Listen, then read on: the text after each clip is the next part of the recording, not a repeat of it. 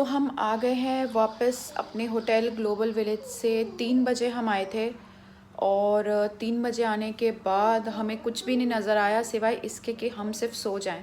इतने ज़्यादा टायर्ड थे गाइस। वहाँ पर अपने बच्चों के लिए स्ट्रॉलर या प्रैम ज़रूर लेके जाइएगा, वरना आपको बहुत ज़्यादा प्रॉब्लम होने वाली है, ट्रस्ट मी। हाउएवर वहाँ पे रेंट पे आपको कार्ड्स मिल जाती हैं, बट कोई फ़ायदा नहीं है उसको पे करने के लिए, क्योंकि 10 दिरहम्स पर आवर के हिसाब से है, तो आप खुद ही लगा लीजिए कि कितना होगा।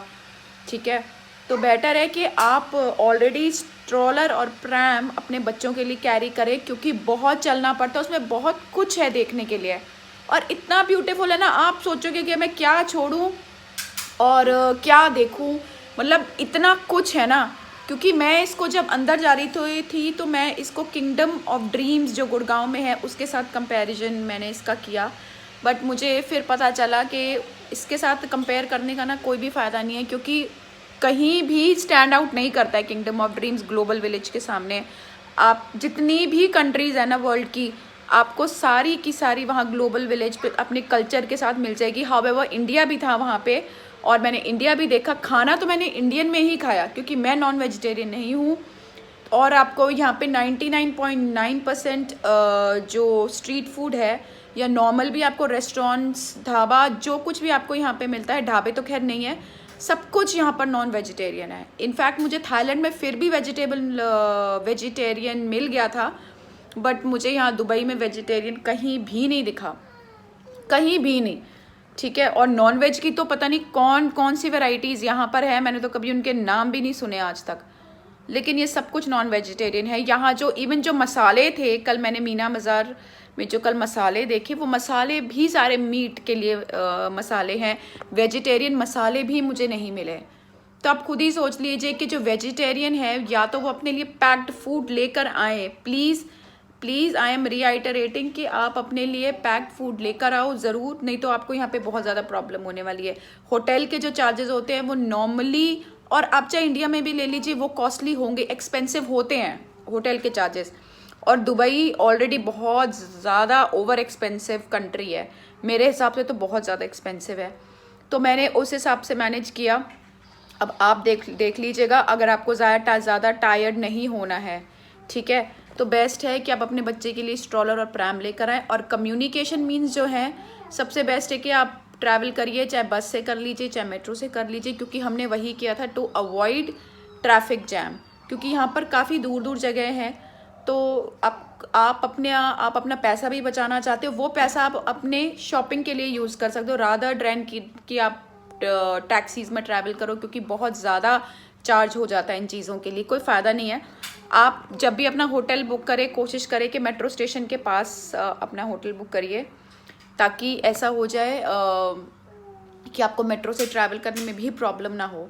हमें तो देखिए कोई प्रॉब्लम नहीं हुई। हाँ, कल थोड़ा सा हेक्टिक हो गया था, क्योंकि हम बस से ट्रैवल कर रहे थे, फिर बस के बाद फिर हम लोग मतलब लेट बहुत ज़्यादा हो गए थे, हमने शॉपिंग भी करनी थी, फिर हमने ज़्यादा टाइम थोड़ा बहुत यहाँ वहाँ भी ख़राब कर दिया, जो कि हमें नहीं करना चाहिए था इनफैक्ट।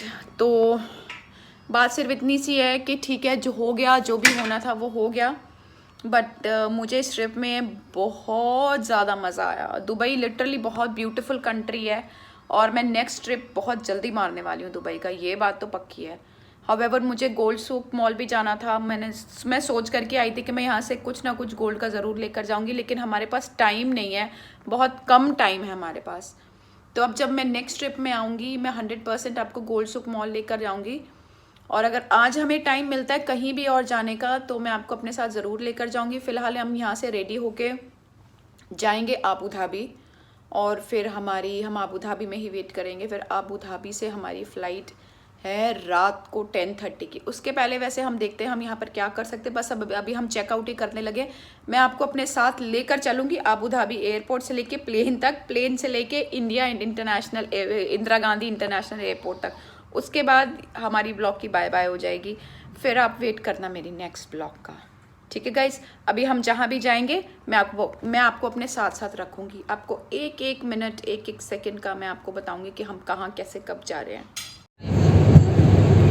हाँ जी, तो हम चल दिए हैं आबू धाबी की तरफ। बहुत हेक्टिक था गाइस, बहुत ज़्यादा हेक्टिक था।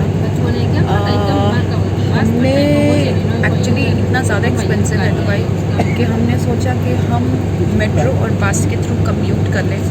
तो पहले हमने दुबई से 2 मेट्रो चेंज की, 2 मेट्रो चेंज करने के बाद फिर हमने बस के लिए वेट किया। इतनी ज़्यादा लंबी लाइन थी कि मैं आपको बता नहीं सकती। कम से कम 200 से 300 लोग थे जो ये वॉल्वो में ट्रैवल करने के लिए वेट कर रहे थे। लेकिन 1 घंटे के वेट के बाद हमें फाइनली ये बस मिल गई है और अब हम over to Abu Dhabi like this bus में हम जा रहे हैं।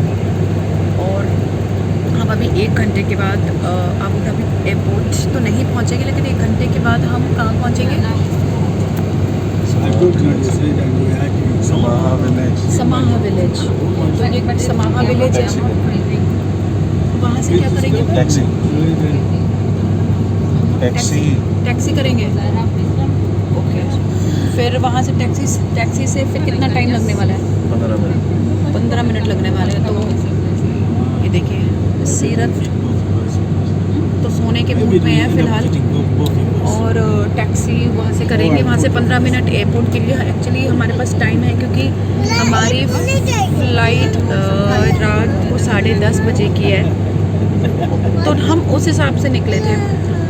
आई मीन एयरलाइंस वालों ने हमारा ना सच में पूरा दिन ख़राब कर दिया। ये मेरा मन है कि मैं इनको लीगल नोटिस भेजूं, लेकिन अब इनके ऊपर है कि इनको क्या करना है। वैसे मैं चाह रही हूँ कि हम एक लीगल नोटिस इनको भेजें, सो दैट आगे से कस्टमर्स को परेशान करने से पहले गोवा भी वो 100 बारी सोचे। तो मैं आपको लेके चलती हूँ बाहर और मैं आपको दिखाती हूँ over to Abu Dhabi.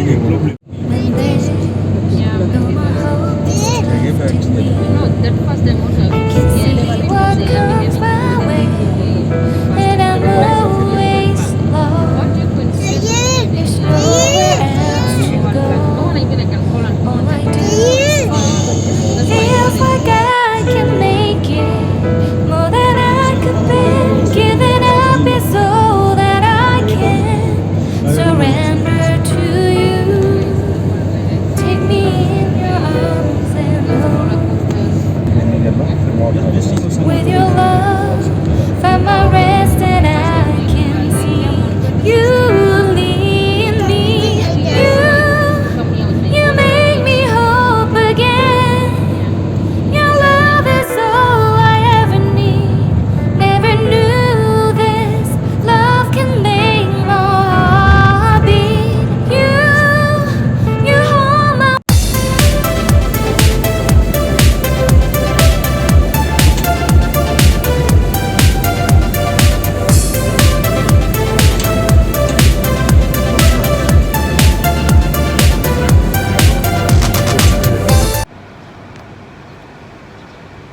So guys, हम टैक्सी लेने के लिए अंदर जा रहे हैं और इसके बाद हम जाएंगे सीधा एयरपोर्ट और एयरपोर्ट से पकड़ेंगे फिर फ़्लाइट।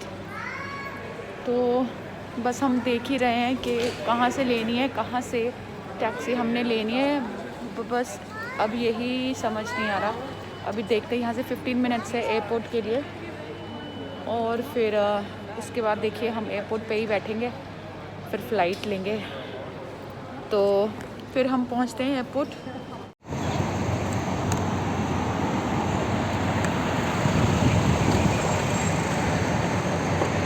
आ रही battery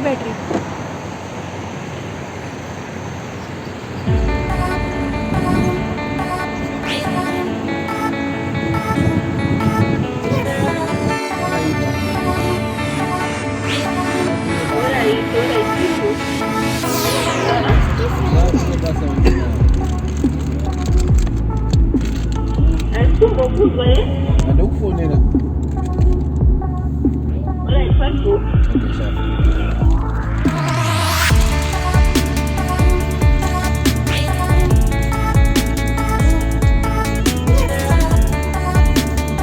International and domestic is the same airport.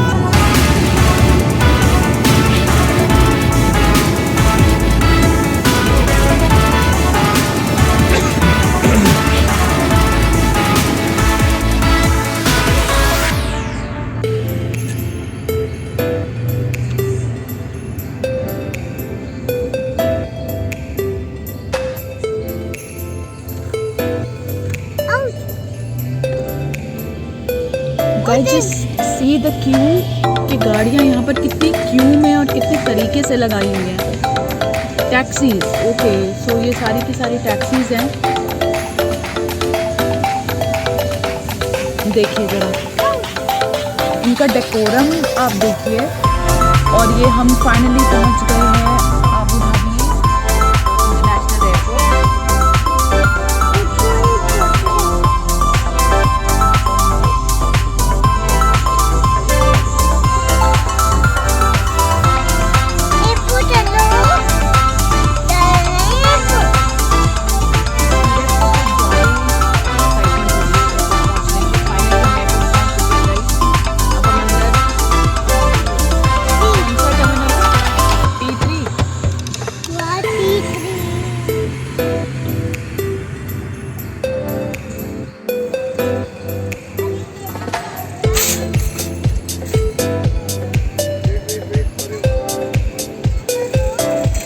ये आबू धाबी एयरपोर्ट है और हम इसी टर्मिनल से जाएंगे, टर्मिनल 3 से अंदर जाएंगे। अभी है काफ़ी सारा टाइम, बट ये एयरपोर्ट काफ़ी छोटा है। जैसे इंडिया का जो डोमेस्टिक एयरपोर्ट है, ये यहाँ का इंटरनेशनल एयरपोर्ट है।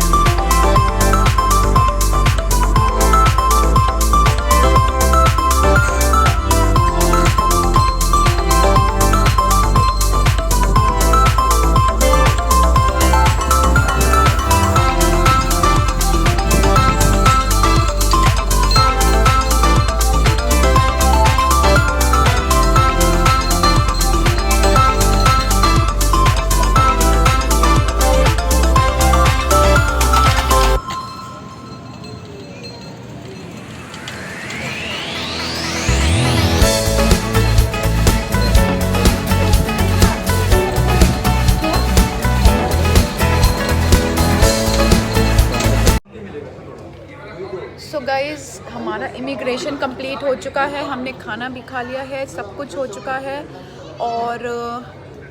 और हम जो हैं अब फ़्लाइट बोर्ड करने के लिए तैयार बैठे हुए हैं। और बस और अभी कुछ है नहीं, बहुत ज़्यादा एग्जॉस्ट हो चुके हैं हम। अब हम आपको मिलेंगे दिल्ली में अपने नेक्स्ट व्लॉग के साथ और मेरे साथ दुबई डायरीज़ में रहने के लिए thank you so much. I hope कि आप मेरी वीडियोस जो हैं वो आप ज़रूर वॉच करोगे और आप जो है मुझे थोड़ा सा मोटिवेट भी करोगे।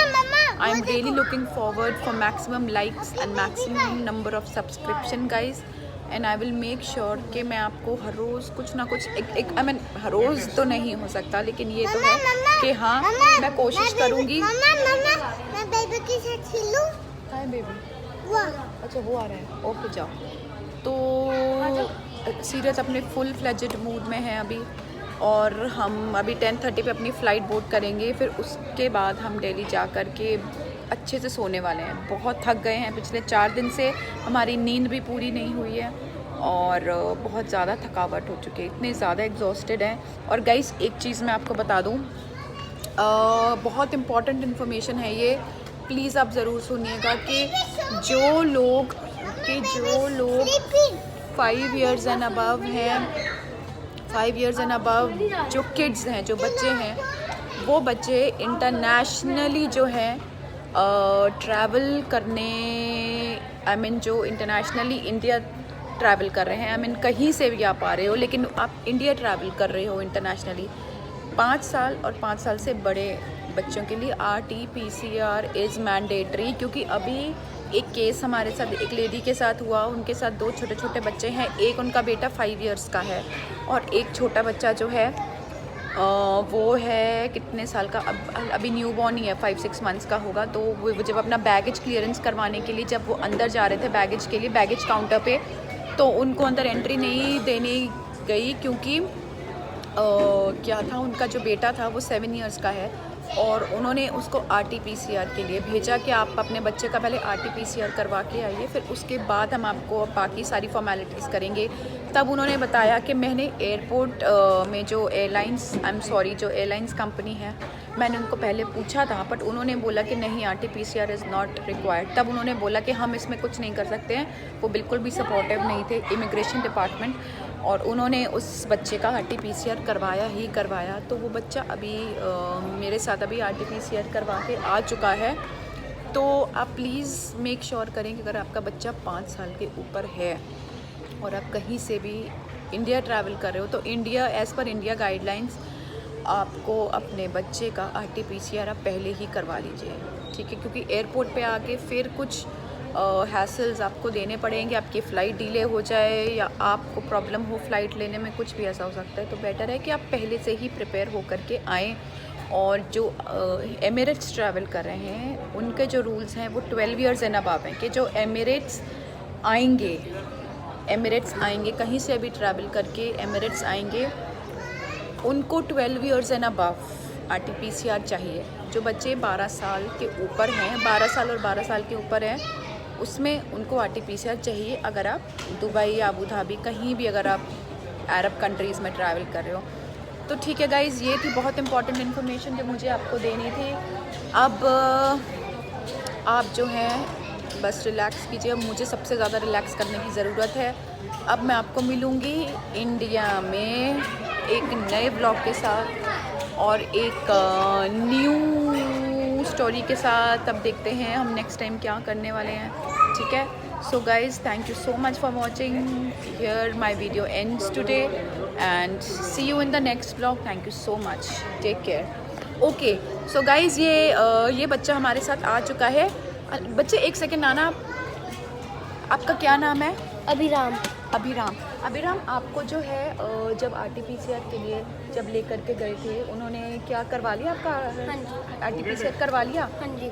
हो गया? रिपोर्ट थोड़ी सी लेट कर दी ना इन मूवमेंट में। अच्छा, रिपोर्ट लेट कर दी इन्होंने। इस बच्चे की जो है रिपोर्ट इन्होंने लेट कर दी है। कितने टाइम बताई थी आपकी रिपोर्ट? तो बोला था 1 पर 1.5 घंटा लग गया हमें। अभी आ गई है रिपोर्ट आपकी? हमें तो अंदर आने दिया।